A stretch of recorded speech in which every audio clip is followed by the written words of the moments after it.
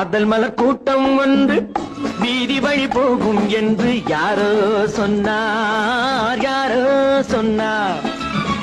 காதல் மலர் கூட்டம் ஒன்று வீதி வழி போகும் என்று யாரோ சொன்னார், யாரோ சொன்னார்.